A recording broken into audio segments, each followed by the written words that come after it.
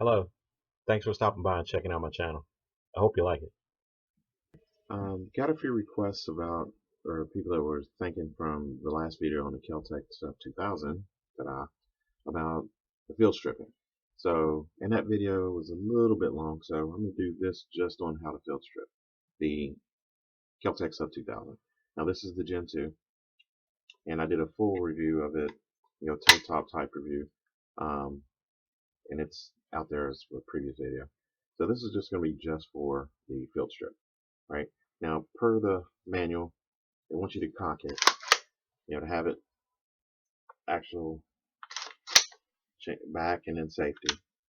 Now, you can do it without that. I've done it without having it back. The biggest thing you don't want to do, and it does tell you that in the manual, is with everything removed, release, squeeze the trigger to release the hammer. Because then, again, this is a simple blowback design. When you do that, then you'll have to, without the charging handle and everything, to actually cycle it to push the hammer back. You got to get inside. I've done it already, being stupid and not heeding the directions. You had to get in there with, I had to get in there with a long, like a flat tip screwdriver, and depress manually, push back the hammer to put it in the lock position. And that allowed all the internals to get back in there. With the hammer forward, obviously you can't get operating the spring, the recoil spring, and the bolt and everything. It doesn't work. And it tells you that in the manual to not release the trigger, don't pull the trigger without all the internals in it. So don't do that. Now, as far as taking it apart without cocking it, you can. It'll go apart, field strip, and put it back together. It's a little easier with a cock because once you start to release back here, it's less tension. But to take it apart, now I set it on the floor to give where I'm pushing, because you got to push the recoil spring, and the recoil spring is pretty heavy. So I'm gonna set it here on the chair and see if I can do it this way. You need this rear piece. This piece is going to get pushed in so that you can take this pin out, and the pin is semi-captured by the spring. So you got to push in a little bit, and I normally do it with my thumb, and then push the pin out and remove the pin. You can go from either side, but you can see the pin, there's a notch in it. So, and that spring keeps tension on it so that it can't slide out, and that's how it stays. It doesn't accidentally just fall out through this vibration and whatnot. Then this will just lift out. And as you can see, there's daylight all the way through, right? You can see this when this is all in, and that's where the pin goes through. Like right now, I can put the pin through. Okay. Now set that aside. Then move the bolt to the rear. It pushes the spring. Take the recoil spring out. Then you want to take the operating rod handle, recoil charge handle, however you want to call it. I believe it's called operating rod handle out. Now I turn it upside down, because when you do, you can see, right, there's where we just took the operating rod handle out, and then I'll grab it put my finger just down in here a little bit, and then slide it. Then you can slide the whole thing to the rear, as you can see, and then flip it straight up. You want to do that because you'll see why in just a second. Then you can pull it out, and it all stay together. Okay. Because all it's holding these together, as I said in the full video, it's that simple. The bolt. There's your bolt. Again, very reminiscent, there's your bolt, and the firing pin goes in that little hole is the firing pin, and that pops out. And there's the reverse of it, so there's a better picture that you can see. There's, the other end of the firing pin, and the rest of it's recessed inside the bolt. And then this, as I said in the other video, is literally just a big hunk of metal. There's nothing to it. It's got a hole drilled in the recess there, because when everything's together, that's where your recoil spring is. And then the recoil spring is up against, when all this is together, you see the little notch there, that's how everything is inside the weapon.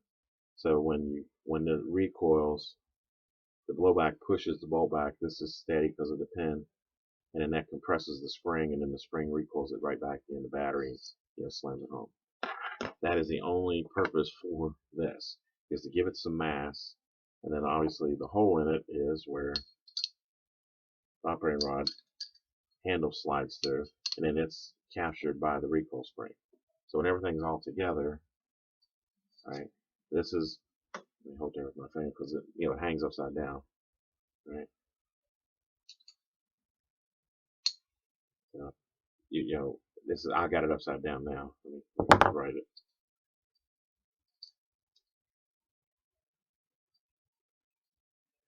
So this would be out. Recoil spring with that in, that captures the bolt and holds it in place while it cycles. And then it would be like this inside the tube. Okay? And all that fits inside the tube. I mean, this is literally the guts of the whole mechanism. So it's literally like, 1, 2, 3, 4 parts. Not counting the retaining pin that holds it in, but the actual, what makes it operate. 1, 2, 3, 4. So, big hunk of metal. And this is like 2 pounds. I mean, this is like half the weight of the whole gun. The whole gun ain't but 4.25 pounds. That's like a 2-pound piece by itself.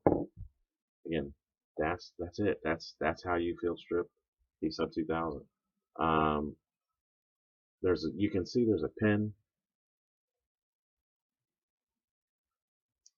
There's a pin. You can see right there. Looks like a roll pin, and then 2 of them. I'm sure that's what holds the internals. I haven't taken it completely apart yet. The manual doesn't recommend that you do that. But that's, there's the 2 pins there. Those 2 pins you could punch out to take the firing pin out and everything there. But again, I don't really see the need why. You probably don't need to do that. I mean, if you're really, one of those that want to tear everything apart and see how it ticks, go right ahead. But I'll show you there's just going to be a firing pin with a little captured spring inside of it.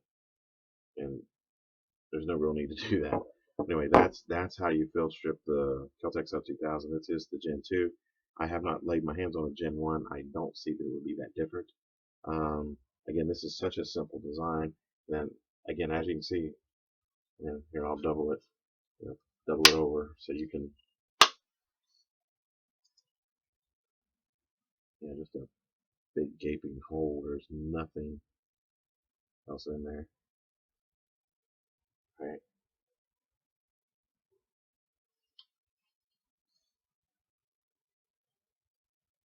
Just a big hole. There's only, like I said, that's it. There's nothing to the internals of the weapon. The trigger guards and everything is all inside here. Whole trigger mechanism. But that's how you field strip the Kel-Tec Sub 2000. The other thing the manual tells you not to do is remove this, what will be the I guess the castle nut. There's a lot of springs and everything it says in there, and you need special tools according to the manual. Again, I haven't gone that far. Maybe I will one day, but that's how you field strip it. Again, the only thing that's really kind of a pain is because you have to get all of this lined back up, because now it does have a length of pull adjustment, right? So getting all of this lined up is the only pain of putting it all back together. So to put it back together, again, let it latch in.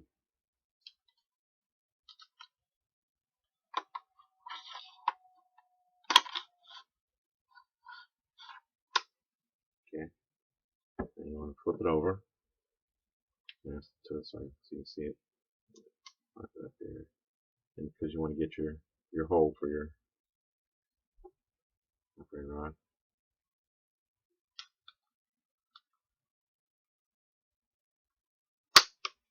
And then push it all the way forward. All right. Now give your spring. You can feel it going in the hole. Now, coming apart. Now, when you put it back together, this is why I normally set it on the floor to give it, because you got to push down on it and push that recoil spring down. And then I did not take this off just now. Normally you would slide. Well, let me do it. You would have slid this off. Right? A lot of people, you can leave it in place as you just saw. But now when you put it back together, if you want to change your length of pull, then there's your longest length of pull. And you can see inside. Now if you slide down to where the other sets of everything lines up, There's your medium. And then this is how it comes from the factory, which is all the way in, whichever suits you. Now, one little kind of little trick, I guess, is without putting this, the last piece in here. There's no spring tension now.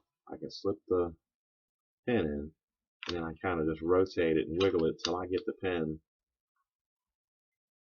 to go through. So now I know it's lined up, right? Then I'll back it out, stick my finger inside, and back it out just a hair where it's still in there. You know, see, it's still in there, but it's got enough room to pass now, so that I can put the last piece through. Then you depress it enough so that you push the pin through. And you hear it snap. And then with no spring tension, you can't. With not pushing in, countering the recoil spring, you can't push that pin out. Right? It's held in there by the recoil spring. Eventually, that end might, because that lip is not severe, so eventually that may get rounded off enough. And let me pull it out, show you closer up. Eventually, that could get those little notches could get worn off enough that maybe it could push through, but I doubt it. But the spring tension holds it in, so it doesn't just fall out by itself or by recoil. And again, function test, everything, cycles. Okay, safety still on, works. Release the hammer. Boom. Check the reset. There you go. That is how to field strip the Sub 2000 by Kel-Tec. Again, there's the overall look of it. And again, this is the Gen 2. So hope, that way you don't have to go through my whole review just to get the field strip and put everything back together. Hope that helps you. And again, check out my other video to see all my thoughts on the Sub 2000.